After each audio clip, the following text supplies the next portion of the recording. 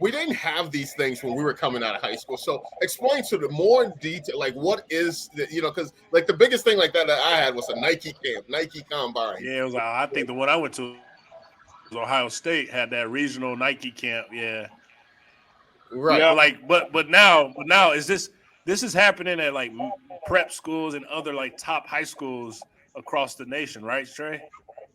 So no, none of the other high schools. They do have them at different locations around the country. If you go to like Under Armour, uanext.com, you can see the different locations. I think they have one in Maryland. They have one in Los Angeles. They just completed one in Atlanta.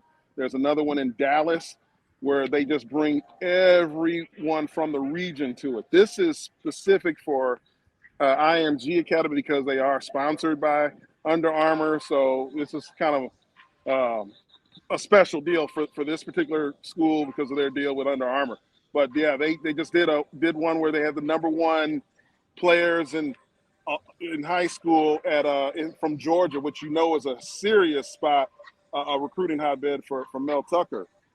He loves Georgia. There's a lot of young players there from seventh graders that are going into eighth grade to get to that Under Armour All-American game for the eighth graders, and then high school players that get their invites, and they can get invites as freshmen all the way up until their junior year. So there's a lot of guys like David Stone who's already had an invite, and he's waiting. We're waiting to see if he's going to actually accept and go to the Under Armour game, the All-American game that happens in December or early January. I believe it's early January. There's two All-American games in high school. You have the one for the Adidas one that's in San Antonio, I believe, Texas, and then the Under Armour game, which is in Orlando, Florida. So this is the one. It's about 5 or 6 camps set up. This is one of them, and this is where they get the pool of players that are going to be the All-Americans.